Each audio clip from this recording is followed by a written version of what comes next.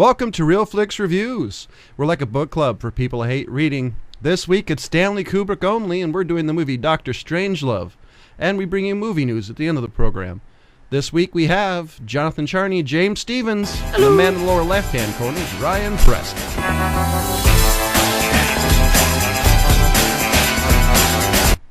This week, as we said in the opening, it's Dr. Strangelove. Or Ryan, what's it called? It's Dr. Strangelove, or How I Learned to Stop Worrying and Love the Bomb.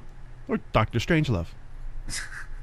So, IMDb's description of this movie is: an insane general starts a process to nuclear holocaust that a war room of politicians and generals frantically try to stop. Okay. That's pretty much it. Yeah, that's like the whole movie. That's the entire movie. So who wants to go first? How do you sum up a satire? So that's pretty it. Good. I think we'll let the fanboy. Ryan. Oh shoot, I could sum up the satire. No, like you go first. Yeah. What do you think of this movie? What were the things that stuck out for you? Oh shoot. Everything stuck out of this movie to me is amazing. I love it. I love Peter Sellers playing three characters. I love George C. Scott's character, especially when his secretary's on the phone relaying him messages. Slim Pickens flying the damn plane. Everything about this movie is great from a story perspective. The things that stand out is how close. Because I haven't seen this movie in a little while, but I have really fond memories of it. And how long's a little while? I don't know, 5-6 years. Really? But so when you were 6, what stood out to me is how close this movie is to a serious, like war thriller. You know what I mean? Like it is two funny lines away from being just like this tense, like war procedural. Like there was some like heavy stakes in the movie, I guess is what I'm saying. And then, they still had sort of the tense moments. You're still kind of watching the movie, even though you're watching for the next funny thing that Peter Sellers is going to do in one of his characters. It went over the top when he started saying our holy fluids or whatever. It's like, what? We're 70% water. Do you know why I drink pure alcohol and rainwater? Oh, come on. That's the greatest thing ever. I love the British character. Because commies don't drink water. They drink vodka. I love the British character. His whole reaction was like, okay. I was a little bit more disturbed by that moment when he put his arm around him, right? Yeah. And then his other hand on his thigh. Right. Hello, honey. Do you know why commies don't drink water? Do you know why commies don't drink water? Yes. Oh, great. Same thing. All of a sudden, you're going to hear belly up to the bar. But basically, all the funny lines and all the funny things aside, I found myself still kind of, like, oh shit, are they going to drop the bombs? Like, is it like you're still kind of building the tense moment, like leading up to what's going on, and then everything just nuclear holocaust, I think. Pretty much. So what an amazing way to just be like, okay, well, like you said, stop worrying. It's nothing you could do about it now. I really want to take that footage and splice it in with the 1812 Overture. Right. Well, I thought his choice of music was great at that point, too. I mean, it was, again, the juxtaposition of ultra destruction and just this sweet music. Yeah. Are you done? Yeah, more or less. Okay. I'll jump in when you guys. I think this movie is more of like an homage to how great of a character actor Peter Sellers is. That's really what this movie spoke to. It was a showcase. Yeah, it really was. It was like his resume movie. He can play this character and this character and this character all at the same time and pull them off to where you're kind of guessing, like, is that Peter Sellers again? Right. Yeah. It is. And, it's been a very long time since I saw this movie. I was probably really, really young, probably 6 or 7. Oh, wow. So it's been a long time since I've seen this movie. This movie for me too. is one of those from a kid perspective. fond memories of the nostalgia of it, like Attack of the Killer Tomatoes. Right, yeah. And then seeing it as an adult, I'm not finding as many things funny as I did as a kid. But I still found enjoyable parts for me. Like, I love Bat Guano. I did. Colonel Bat Guano. And, I mean, I'm a big Slim Pickens fan. Ever since Blazing Saddles, I have really enjoyed practically anything he does, because he does it to such an extreme hick. Yeah. There's like nothing you can do. It is. That was the part of the movie that seemed like a random hit on rednecks. It's like... Yeah. And then you got... the hit on rednecks, that guy was a lieutenant flying a... No, he was a major flying a plane. Like that. Yeah. Actually, let's see. So, that redneck made it. Yeah, Major King Kong. Major King Kong. Was that his actual name? That's the name of the King movie. Is his call sign. And Yeah, Kong King, is, and then Kong is... I totally didn't Major catch Kong. that. Really? Yeah. Okay. And then, I mean, I was really... it kind of took me for a surprise. I guess I just didn't realize it, but James Earl Jones is so baby-faced in that. Yeah, it's freaky. Yeah. But, yeah, I think George C. Scott, Peter Sellers, and Sterling Hayden. Sterling Hayden was amazing in that. They in that played movie. some amazing roles, except for, I mean, I don't know, but that Jack Ripper guy is freaking burly. I've never seen somebody take a machine gun and just basically manhandle it and put his hand over the muzzle. Right. It looked like a 1990, didn't it?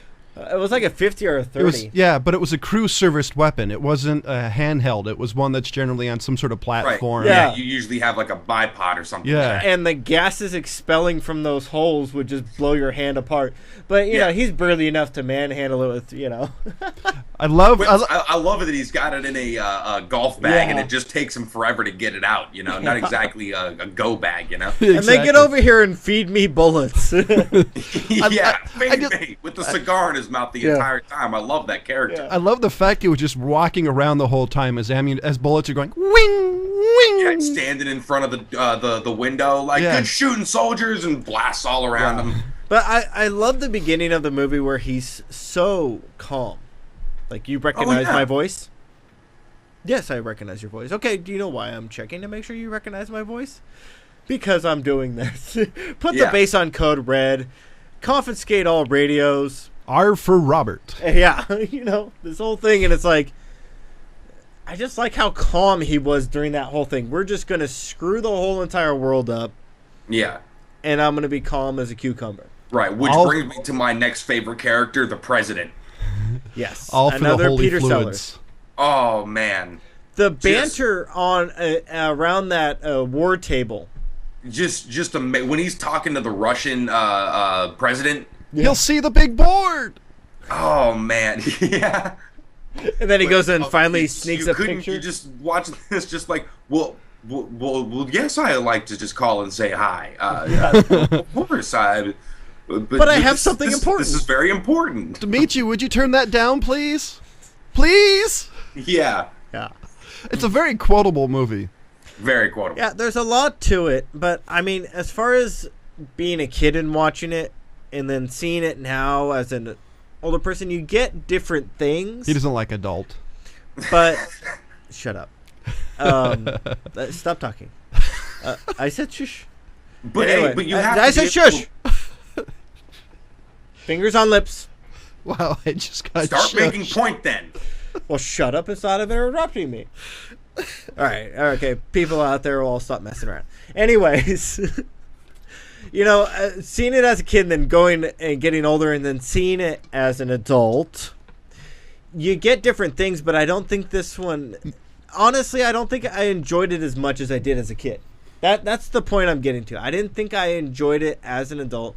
My wife watched it with us, and she just did one of those things of, who picked this movie? Yeah, come on. She actually fell asleep halfway through the movie. It's like... Okay, that's fair but enough. She's pregnant. It drags she is pregnant. Like it's 1964. It's not a well-paced movie. I'll give you that off the bat. But what she said... You have to be able to appreciate James. You, of all people, I figured would appreciate how you can spoof or satire something like nuclear holocaust. No, I did enjoy that. Don't get me wrong. I'm getting there. But she looked at it this way. She did not appreciate all the dialogue, the jokes, the that whole thing, because that's basically what this movie is. Mostly dialogue, little bit of action in between.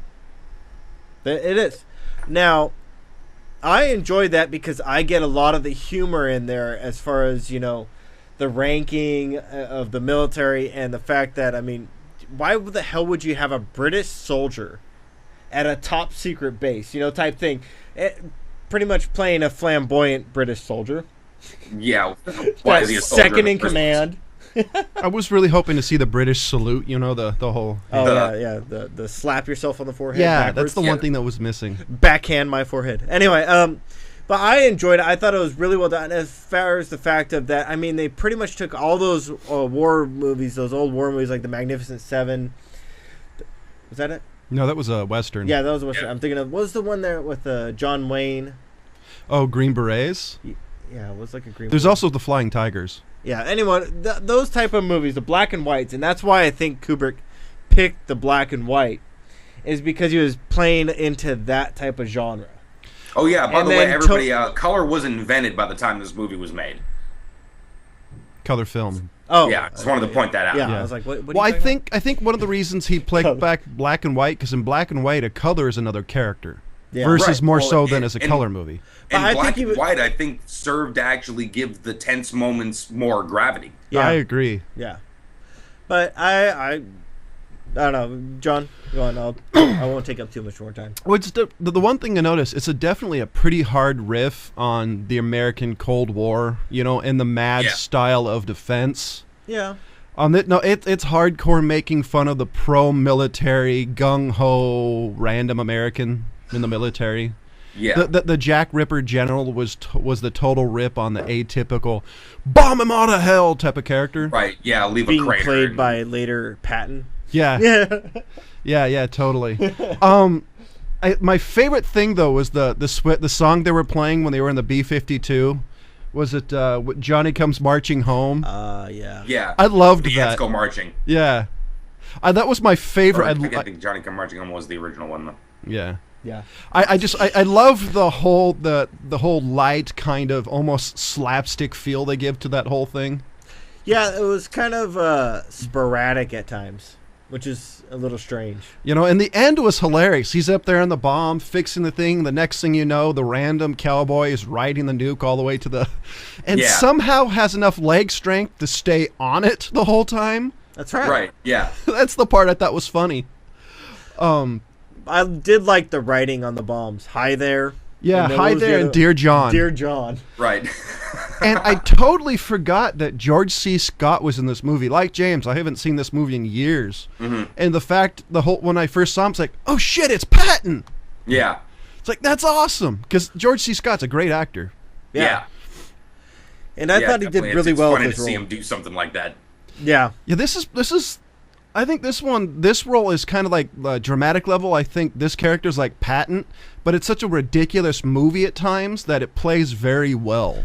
Yeah. Yeah. I think they pushed a lot to the extreme, which was funny at times. Yeah. There was I was trying to read up what other people thought of this movie, and the whole thing, one of the guy's comments was, the whole movie's about sex. You know, it could really come down to every character, his sex, and I'm not quite sure. I just thought it was an interesting take on it. That dude's a freak. Right? That dude needs to get laid. Yeah. The most... If he just watches movies and thinks this movie's about sex. Well, it's about a bomb. I'm trying to think of how Doctor Strange was all about sex. I mean... because every character had some sort of, you know... The thing I thought was interesting was, though, there was reading on Wikipedia talking about how they reproduced the B-52 exactly. And at the time, the B-52 was one of America's most secret planes. Like, the film crew wasn't even allowed inside. Yeah, that was the other thing, was the fact of how many buttons they had to push to release the bomb. Yeah. Release safety lock 1. And they sit there and flip like 4 buttons. Each person had to flip 4 buttons. Exactly. Well, and that's the kind of procedural. That's the kind of procedural stuff that I'm talking about. I know. I'm sure they went a lot overboard on how many buttons actually had to be and safety locks there were. Mm-hmm. But I thought it was pretty funny. I'm like, they just need like 1 button. And Jen and John are like, Really? I'm like, yeah, you just push one button. With Well, the that's safety toggle switch. Yeah. Or So something. I was saying what they need is that big "that was easy" button. You know, you get it Staples. Just one giant twink. Did you ever see the Monsters vs. Aliens? Yeah. And they have the big red button that you push for coffee is right next to the Yeah. big button that you Yeah. nuke them all. That's what I'm talking about. And that war room, if it kind of resembles the one I- from this movie, Yeah, it which does. I just. But I just said, most war rooms look like that. When they do the government war room, they all pretty much look the same. True. Yeah. Very true. They have the big map. Yeah. Yeah, that's the I other mean, go thing. look at what's the one Under Siege. They had a big map. Yeah, I love. Actually, War now that you games, think they about had a that, big map. Yeah. I loved the camera that George C. Scott tried to plant on the Russian guy. But later on, the Russian guy takes out his pocket watch and is going wine, wine, wine, pitcher, wine, wine, wine, pitcher. Yeah. Of the big map. Yeah, it's like that. This whole movie's great if you've never seen it. So, what did you give it, Ryan?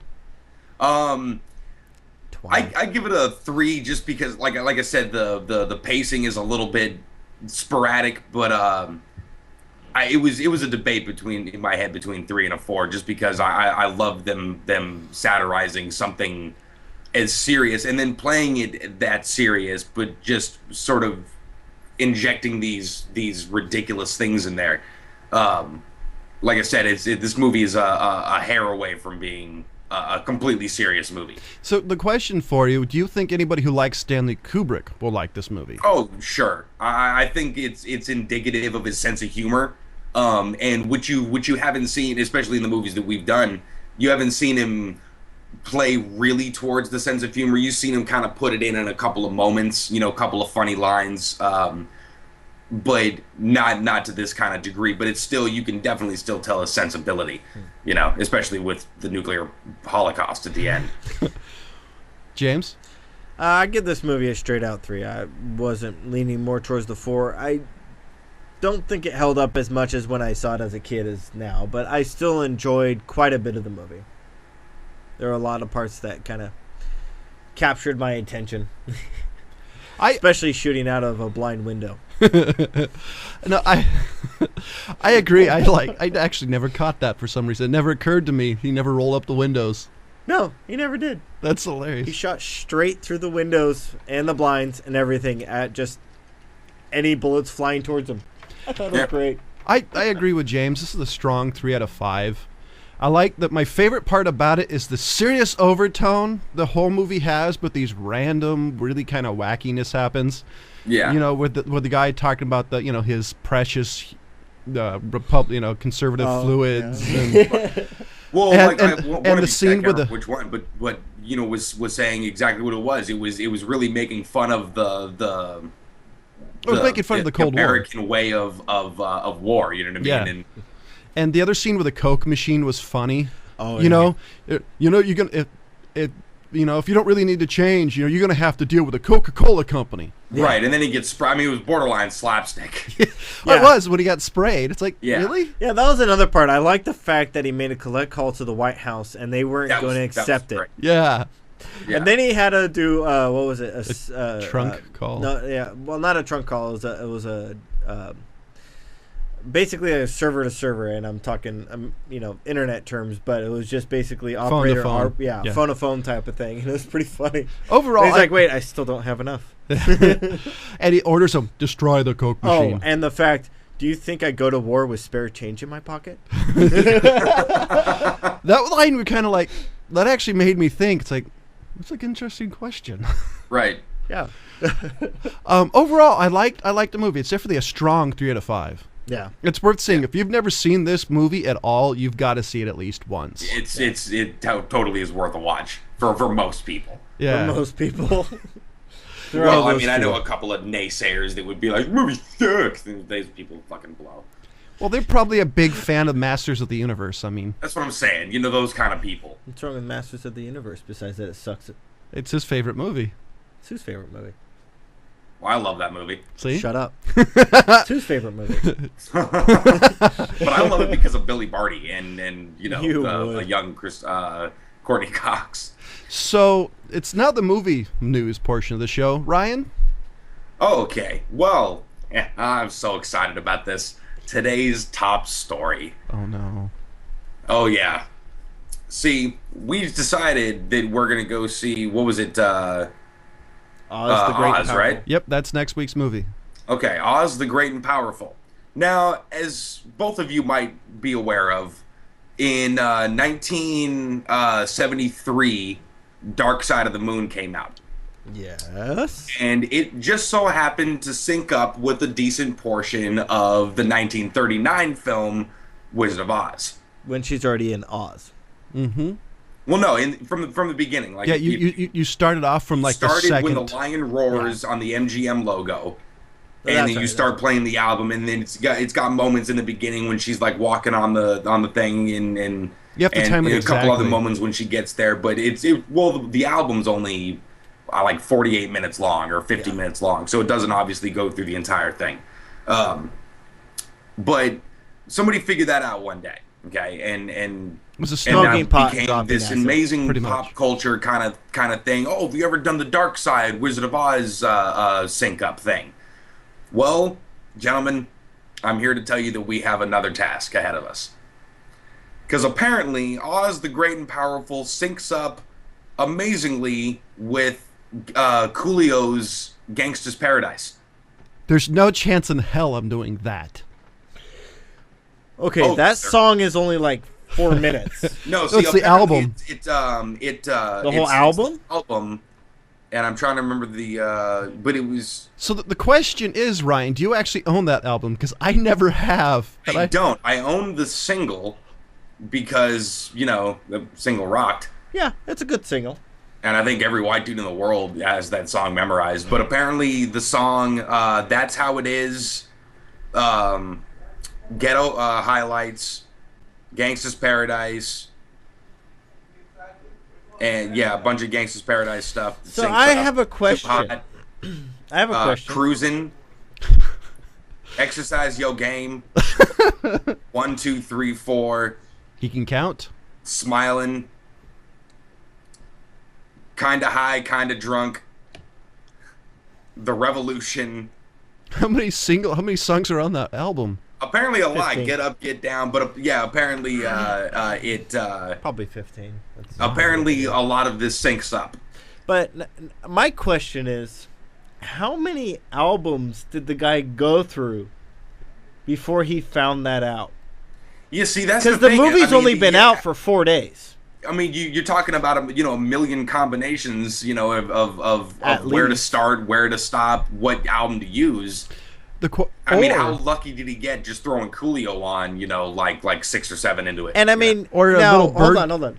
This is actually still in theaters, so he probably did this with a pirated copy. Probably. At best. Well, the question is, who told him? But it is reported through, let me find the guy's name, Nick Blake at nextmovie.com reports this. So he might have had, the screener copy, for the press copy or something like that, or went to a press screening Yeah, but of it even and still, that's only had gotta some be time like- to maybe sit there and figure it out. But you still only got like a month or two. Well, here's the do thing. it. It's not necessarily that him that came up with it. The director or somebody involved could have said, "You gotta check this out." You think Sam Raimi did that? I wouldn't be surprised. He did Evil Dead. That's a good True. point. That is a I good mean, point. if you do Evil Dead, I could totally see you doing something random like this. Well, especially Army of Darkness, you know what I Yeah. mean? Like, you do that, and random indeed. this But anyway, movie's 2 I hours thought and 10 James minutes. in particular would get a kick out of that, because I'm definitely Wow. going to be looking into that. But this movie is 2 hours and 10 minutes long. Right, and I'm How gonna long bring do you a think- copy of Coolio's album on my iPod and sit there in the movie theater with an earbud in, just Does it tell you the sync point? I think it Is it has the second moment lion's sort of roar? where it sort of goes along. And if you go to the nextmovie.com and look up the Oz the Great and Powerful Gangsta's Paradise article, it has the list of songs and how it syncs up individually. That's interesting. Wait, so you sync each song up individually? I think so. I'm not sure if the movie That plays dude had too entirely much like time. start to finish, or if the album plays start to finish, along with a section of the movie, or if individual songs go with individual parts. So here's my thing. If you do individual songs, then that's not really like the Dark Side of the Moon. That's what I was gonna say. Because I could probably do it with Metallica's Black Album and just cherry pick what spot. You could do sort of, but I mean, I'm calling shenanigans. In essence, what Dark Side you could do they the just happened Metallica to with play, Sin City from the beginning, and it synced up with a couple of parts. That's actually you can tell when you're watching the Wizard of Oz and doing the Dark Side thing that it's more coincidence than anything else, Yeah, but I don't know. See, if he really chicked his album, James is right. I bet I could do it with Metallica and Sin City. I'm calling shenanigans on it. Well, I just thought it was great that somebody would. No, sit I there find it with Coolio of all things. No, I agree. I completely agree. It's a little random, that's for sure. Yeah. Anyway, I the other thing I wanted to bring up just real quick was Danny Boyle's going to be doing a Trainspotting sequel. Really? Yeah, and I guess it's been sort of a long time coming, and there's been years without any kind of evidence whether he's going to be doing it or not, other than just a couple of rumors. But I guess he's got plans to do it in roughly 2016. Any like what it'll be about? 2016. I think he revealed a couple of plans for it, but let me see. You kind of cut out through most. Yeah, of you're that. cutting in and out a little bit, man. Well, you're just going to have to deal with it. Shut up. Don't make me slap you via Skype. Let's see. Along with Danny Boyle reaching national treasure status. And this is the dead air portion of the show, ladies and gentlemen. Yeah, exactly. So who can tell? It doesn't necessarily say anything about any kind of plot points being revealed, other than he plans to reunite the original cast. So it's probably just going to be taking place, however long. 20 years in the future, after these guys have for gone people forever. For people who haven't seen Trainspotting, why don't you tell them a little bit of what it's about? Just an broad. Shit. How do you explain Trainspotting? Like the IMDb description? Well, okay. Let me hang on. IMDb description is Renton, deeply immersed in the Edinburgh drug scene, tries to clean up and get out despite the allure of drugs and influence of friends. That is the most vague thing that you could be said about that. It's all pretty much character driven about this one guy who's semi trying to get off of the smack, but just through a series of his own bullshit and his friends' bullshit, it doesn't make it easy, Wow, I completely forgot that Ian McGregor and Johnny Lee Miller were in this movie. Right. And I've only seen. I think that's why people like Ewan McGregor. I've only seen bits and pieces of this movie, but I totally forgot about Johnny Lee Miller. Well, he's completely different in this one. He is not your hacker's Johnny. Lee they Miller. actually have Trainspotting on Netflix. Watch it now. Oh yeah. If you haven't seen that movie, go see it. It's a poignant movie. It'll change your life. You'll remember seeing it. Yeah, it'll change your perspective on junkies. Yeah. Well, that and Requiem for a Dream. Well, yeah. That movie will warp your fragile little mind. I tell you, audience members, if you haven't seen Trainspotting and Requiem for a Dream, I suggest doing them back to back. Yeah. Yeah, if you're gonna go down that rabbit hole, you might want to go all the way. May want to just do it all at once, and then come out on the other side. I suggest watching Trainspotting and then go straight into Requiem for a Dream, followed by A Scanner Darkly. And I recommend some sort of ice cold alcoholic beverage while you do so. Right, and just after that 9 hours, you will be the most jaded person alive. What? Those are great movies. Oh, that will induce suicide if you watch them all back to back. That's a pretty hard switch, going from Requiem to Scanner Darkly. Dear God, well, Scanner Darkly is a little more sort of lighthearted about it, but it's still got its I think that's more about the whole methamphetamine kind of craze that happened in the Southland around here. Well, I didn't say finish it out with Blow. Well, Blow, that's a historical document. Ooh, so somebody who has a whole day to kill with nothing but drug movies. Right. Oh, and finish it off with Fear and Loathing at midnight. Right, a little palate cleanser, Dazed and Confused. And why there you go. And why don't you end with Cheech and Chong's just so you can go to sleep on a lighthearted note? Yeah, Cheech and Chong's Just not nice dreams. Don't do that. Come on. See, that way you can sleep a little bit. How many more drug movies can we all name? Well, we could just say Cheech and Chong and we can go there all day. Yeah, Right, yeah. more than we'd probably like to admit. And it's Dave Chappelle in it. Wow. All right. Well, anyway, all I wanted to bring up was that I thought since we were about to go see Oz the Great and Powerful, if you guys if it starts getting boring, you could throw on Coolio. That's all I'm saying. But the movie did just make $80 million over the weekend. That is impressive. Opening weekend. So there's at least a few people who have gone to go see that movie again. Yeah.